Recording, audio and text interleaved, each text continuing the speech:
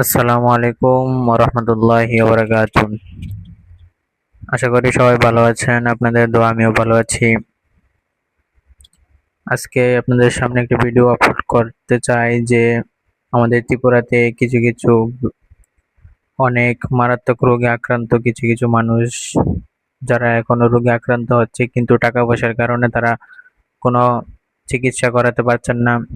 তা বলে একটা হচ্ছে আমাদের ত্রিপুরার মানুষের জন্য অনেক টাকা দরকার, প্রায় 18 কোটি টাকা দরকার। তো ওই মেয়েটার জন্য সবাই কালেকশন করছে, জায়গায় জায়গায় বেরোচ্ছে, ত্রিপুরাতে বা পশ্চিমবঙ্গে আর অন্যান্য জায়গায় মানুষে অনেক কালেকশন করছে।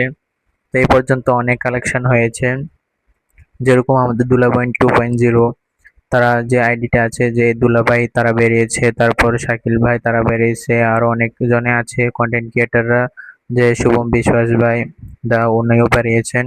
সবাই সোনামুড়া, তারপরে উদয়পুর, আগরতলা নিয়ে বিশালগড়, বিশ্রামগঞ্জ, বক্সনগর থেকে নিয়ে সব জায়গার যত জায়গার ভিতরে আছে কন্টেন্ট ক্রিয়েটর সবাই বেরিয়েছে। তো তাদের জন্য হেল্প করা, তাদের জন্য কিছু একটা করা।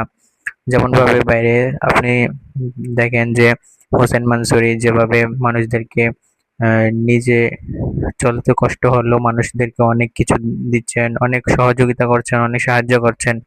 তো এরকম ভাবে আমাদের ত্রিপুরা অনেক কন্টেন্ট ক্রিয়েটরও তারা এগিয়ে আসছে। কিছু মানুষ তারা সবাই ওই যে আজকে বাগমা স্কুল, যে বাগমা উদয়পুর দিয়ে যাইতে যখন বিশালগড় যে বাগমা পড়ে, ওই স্কুলের সামনে আজকে অনেক কালেকশন করা হচ্ছে। তো এই জন্য তাদেরকে বেশি বেশি করে যে স্ক্যানারটা দিয়েছে মানুষরে, তো ওই স্ক্যানারটার ভিতরে বেশি বেশি করে টাকা দেওয়ার জন্য বেশি বেশি অনুরোধ করছি যে একটা মানুষকে, মানুষের পাশে দাঁড়ানো, ধর্ম বর্ণ নির্বিশেষে সবাই একটা ছোট একটা বাচ্চাকে বাঁচার জন্য, কারণ বাঁচানোর মালিক হচ্ছে আল্লাহ। আল্লাহ যদি না বাঁচায় তাহলে কোনো কারো ক্ষমতা নেই যে বাঁচানোর জন্য। আসলে সমর্থক যারই আছে কালেকশন করার বা সবাই একটু হেল্প করে, টাকা পয়সা দিচ্ছে। যদি টাকা পয়সা দেওয়ার পরে যদি বাচ্চাটিকে না বাঁচানো যায়, তাহলে এটা উপরওয়ালার, কারণ এই দুনিয়াতে একদিন এসেছি আমরা, একদিন মরতেই হবে, একদিন উম, চলে যাবো। এই দুনিয়া এসে আসি, একদিন এসেছি যেভাবে যাবো ওইভাবে।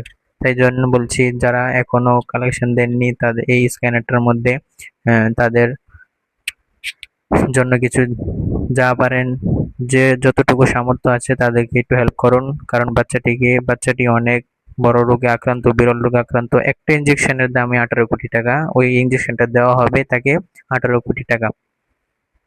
তো সবাই একটু হেল্প করেন।